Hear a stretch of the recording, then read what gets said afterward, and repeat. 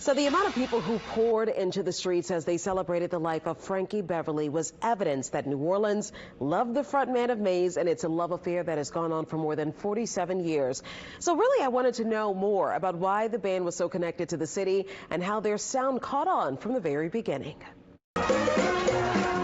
In a sea of white in the 6th Ward, there was a mixture of joy and pain. How was that conversation about the casket and the cutout? Biggest conversation. Yes, was there? What was going on with that? You know, what us being from the Trinidad community, we are known for having jazz funerals. Right. Jazz funerals is a big thing. This is what we do in our city for people that we love. With the video of the celebration by the 6th Ward Steppers now spreading across social media platforms, the world witnessed how New Orleanians mourned with music. And this celebration of life is one of the largest we've seen for an honorary New Orleanian. By the end, the second line certainly left people with happy feelings in the air. We know how many people love Frankie Beverly in the city of New Orleans. So we as New Orleanians could not just let it go down without giving him a New Orleans second. His music is like the spirit of New Orleans. I think that's the reason why we call him Uncle Frankie. Every family gathering, every community gathering, you're going to hear that joy and pain.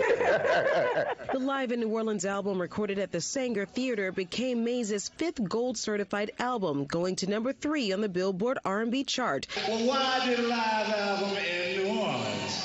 I said, well, why not? Melissa Weber, who is a music historian, says the love affair between the city and Maze featuring Frankie Beverly started years before the band's live album was released. It goes back all the way to their debut album. Take me through some of these. This is the debut album from '77. He would explain that debut album went gold on the strength of New Orleanians, black New Orleanians, and people in the surrounding region here in Louisiana purchasing that album. In an interview 20 years ago with New Orleans' own Offbeat magazine, Frankie is quoted saying in part, the first album came out, Happy Feelings, in 1977, and it spread like a disease in that town.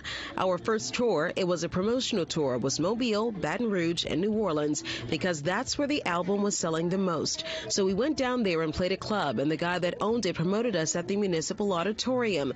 And wow, it was like we were already there. It was our first record, and you would have never known that. What is it about their sound that resonated so much with us? They came out in the late 70s, which is a time in black music where there's a lot of up-tempo party music, and all Frankie Beverly was singing about was real life and love and joy and pain and happy feelings and beauty surrounding us, and those types of thoughts and energies just resonated because New Orleans is different from everywhere else.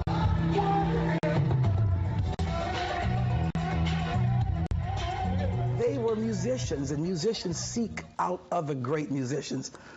What other city, what better city to seek out musicians in but New Orleans?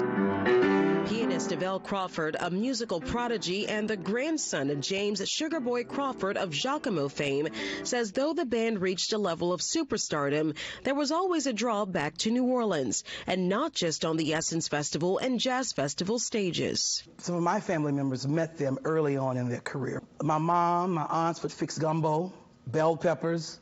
They'd come and hang out, you know, and eat. Frankie was an everyday guy, and the guys in his band, they were everyday people. Even with that knowledge, when McKinley Bug Williams, an original member of Maze, asked Develle to write a song for Frankie when he wasn't even a preteen, Develle said he couldn't believe it. Wrote the song, copyrighted it.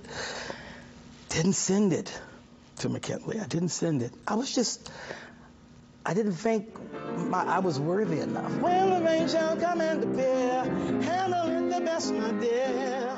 But eventually, Develle did send the song called A Little Rain Must Fall. A little rain us forth. And he says both Bug and Frankie loved it, but they needed one thing. I was asked to write a bridge. Well, I was a child. I didn't think about a bridge. I found it very odd. I was like, nah, I don't know if I want to write a bridge. But wouldn't that have been amazing? Like It would Frankie have been singing amazing one of your because songs? Frankie did not collaborate with too many people at all. The musical stylings of Maze featuring Frankie Beverly became a staple in black households and R&B charts, but not the pop charts, which Melissa says is more expansive, and she doesn't think that's for lack of talent. In order for that to have happened, perhaps, and Frankie Beverly knew this, he would have had to compromise his sound some way, and he never compromised. And that is appreciated too, because he loved the fan base that supported him and grew over decades. It wasn't static. It just got bigger and bigger and bigger, from the original fans to their children, grandchildren, great-grandchildren, etc. And whether it's Beyonce covering Before I Let Go or the Hot 8 Brass Band and their rendition of We Are One, Maze featuring Frankie Beverly gets people from every generation on their feet.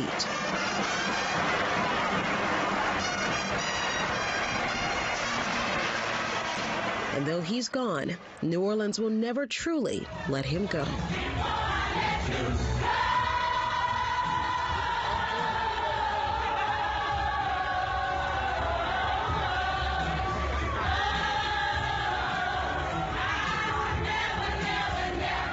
Oh, I love that song. All right, and fun fact here, Frankie Beverly and Maze's third album, Inspiration, was actually recorded in Bogalusa, Louisiana. This is at a studio called A Studio in the Country.